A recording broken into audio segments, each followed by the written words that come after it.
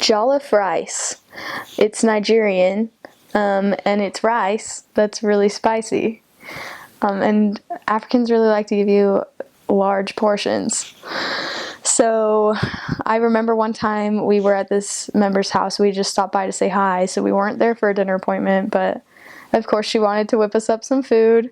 So she gave me a huge bowl, like a mountain of jollof rice, and I'd had it before and it was pretty spicy, but I could handle it. And I started eating this and I was like, I cannot. I cannot do this.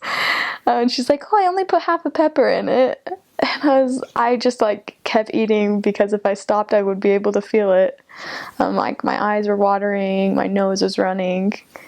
I was just, it was an experience. And after like a fourth of a bowl, I finally said like, this was really good, thank you, I'm full. That worked. I was on an exchange in this area called South End, and I had gone with two sisters, and then they brought this old couple from their ward to teach with us. This guy that they had been teaching that had had drug problems in the past. And we got there and I was like pretty excited because they were really like talking this investigator up. And we got there and at first he was like, oh yeah, come in. So we were sitting there and just having like normal conversation, and then he just like kept like playing Michael Jackson and turning it all the way up on his phone. And then he turned it down and turned it up, and then he just like get up and get down and like sit down, and we were just like, what is going on? And he started being like really vulgar and like threatening us with an iron. It was crazy. And so the sisters like were looking at me like, what do we do? And I was like, I don't know, this is like your area. So finally we were just like, okay, bye. Like without really being excused, we just like got out of there. It was crazy. So it was obvious that he had like done drugs again or something. I've never experienced something crazier than how he was acting.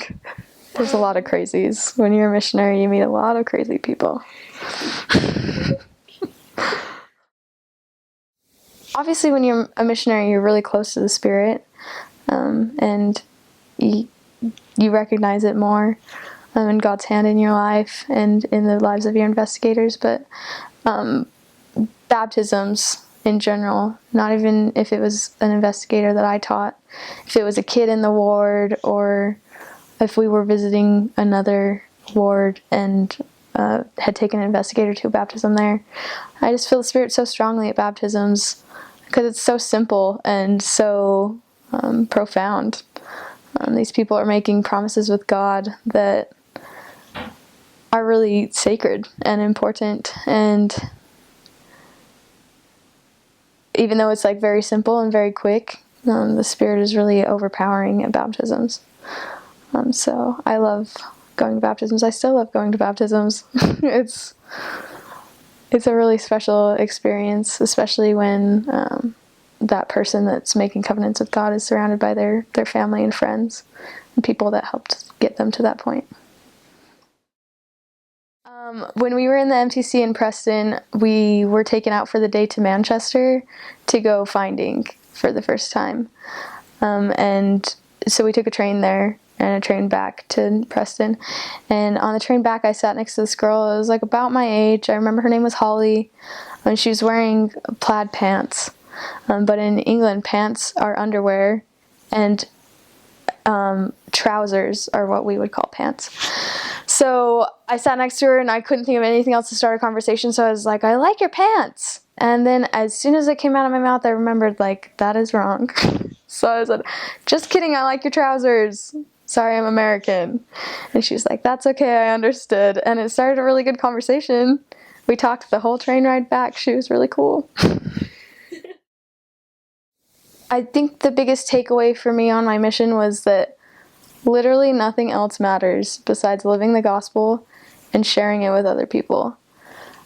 I saw so many people get so upset at other people or themselves over trivial things.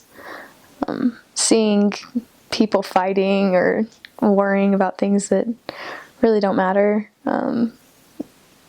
I had gained a lot of perspective on how things of eternity are the only things that are real. Like, reality is eternal. So I've been able to take that into my life. It's made me a lot more like calm and patient through adversity. And obviously there's things you need to worry about in the here and now. But if it's not going to affect your eternity, then it's really not worth getting too upset about. Aside from like being a missionary, just living in England for a year and a half, especially in like the most diverse part of it, really gave me so much exposure to the world and helped me realize like there's way more out there than the small town full of Mormons that I've grown up with. It helped me to be able to see from other people's perspectives, like different religions, different cultures. Not that like I need to be part of their different cultures and belief systems, but that people are coming from all different directions, and it helped me to understand that more, and it kind of just like understood the world more. Oh, my first transfer, we were walking, and it was like May, so it was the rainiest month of my mission, I think. And we were just walking down the street, and it was fine, and then all of a sudden it started raining a little bit, and then out of nowhere, just like huge hail. And there was nowhere for us to take cover. So we were just walking and pelted by these like baseballs of hail. So we finally like ran to the river and ran under the bridge so that we could not, and just like we just waited it out. That was probably the craziest one we had. We also had a couple nice lightning storms. My first area was so amazing. Like, I thought it was the best place ever. Like, missionary work was going real smoothly there. And after my third transfer, I was moved to a ward in the city of London, which there's not a lot of areas for sisters in the city of London. Well, at least not for like proselyting sisters. There's visitor center sisters though. And it was like, it had just been opened a couple transfers ago, and the sister before me had been really sick, so like not a lot had gotten done. The area book wasn't too thick. So I was put with a sister from Russia who was in the MTC with me and didn't know very much English at all. So the language barrier was kind of hard, but loved her. Like, it was really fun. We had a lot of fun even though we didn't speak each other's languages very well. And we were trying really hard to find people to teach, and it was just not working. I found the people out in the country in Bedford were like super receptive, and in London everyone's just in a rush to get everywhere, and so it's like a really hard transition for me. And I was talking to my mission president about that, and he said there's no growth in the Garden of Eden. Bedford had become my Garden of Eden, so I needed to be kicked out so that I could progress. And I think that's a wonderful principle for life in general. Like, as soon as you get comfortable, you need to move so that you can progress and grow. So we worked really hard to find people to teach, weren't having much success. And she had this little pocket dictionary, this Russian pocket dictionary. And I said something, as per usual, like this happened 20 times a day. I said something she didn't understand. And so she took out her pocket dictionary. We were on a bus and she was looking it up. And this guy behind us said, "Are you learning Russian?" And she's like, "No, I am Russian. I'm learning English." He's like, "Oh, that's cool. I'm from Germany. I'm learning Russian." And we're like, "Oh, that's really interesting." So we talked to him for like 5 seconds, and then he's like, "Oh, the next stop is mine." And I just like pulled out a Mormon.org card as fast as I could and said, "We can help you learn Russian." Give him our number, and he like is off the bus. But thankfully he followed up on that and like texted us. And we set an appointment to meet with him, and I was just like really worried that he was just there to learn Russian. I was like, this is great that we have an appointment, but like, what if he's not interested in the gospel at all? What if he's just like, "No, can you just help me with my Russian? Okay, bye." But we started meeting with him, and he was so good. Like, he just loved the gospel. he had had a pretty rough life, so he like loved the peace that the gospel brought into his life. So we were teaching him for 4 or 5 weeks. We were hoping to extend another baptismal date because we'd extended a date previously, but it kept getting pushed back. And I went on an exchange out of the area. I was in Hyde Park or something with another sister, and the sister training leader was there with my companion. And the next morning, before we switched back, she texted me and she said, "I am so sorry." And I said, "What happened?" She said, "He sent us this big long text that said, like, I'm not going to meet with you anymore. I don't believe any of it. I can worship God my own way. Like, I don't have to do it the way that you're telling me to. And you guys are just like heartless robots because you won't like do anything but handshake, and I don't want to live the way you do," and stuff like that, which was so surprising and so sad. And I had already been really discouraged because of how slow the work was going in that area, and to have our only investigator, like the only thing that was going on for us, drop us was really quite sad. But after like a day or two of being really sad about it, and with really good sister training leaders who were calling us like all the time, making sure we were okay, because I had never taken something so hard. But they were calling us, making sure we were okay, giving us really good advice to just like throw ourselves back into it. So I threw myself into the work full force from then on, and the work picked up after a while. Like, God was good to us. I think it's hard to actually ever be prepared for a mission, but you should be as prepared as you can. Going to mission prep classes really helped me. Making sure I had all my scripture masteries memorized really helped me.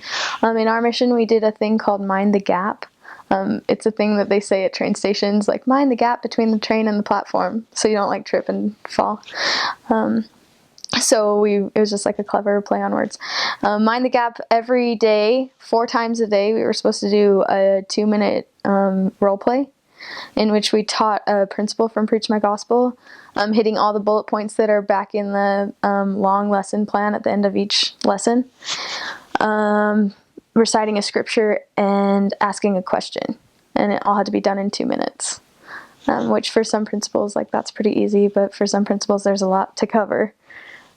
Especially if you ask a question. So even though that wasn't before my mission, that really helped me to prepare to teach every day, because when we were teaching lesson 3, but someone threw a question at us that obviously had something to do with the plan of salvation, I could recall a scripture and the points that needed to be covered for that quicker. So I would just say memorize those points.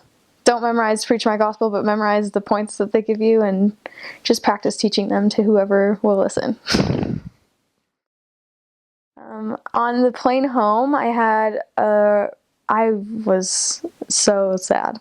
I was with another sister, and we were just crying and laughing that we were crying, but then still crying. And I was reading some talks that my mission president had given us to go home with, and I just was really comforted to know that, like, the end of your mission isn't the end of your life. It isn't the end of gaining spiritual knowledge. It's not the end of growing. Obviously, like, missions help us to grow faster and to focus all our effort on growing spiritually, but it's not the end of growth, and it's not the end of feeling the Spirit. It's just a new step in life, and so that's really helped me to be able to know that even though I'm not a missionary anymore, I can still do missionary things. I can still keep up the good habits that I developed and use them in the next stage of life.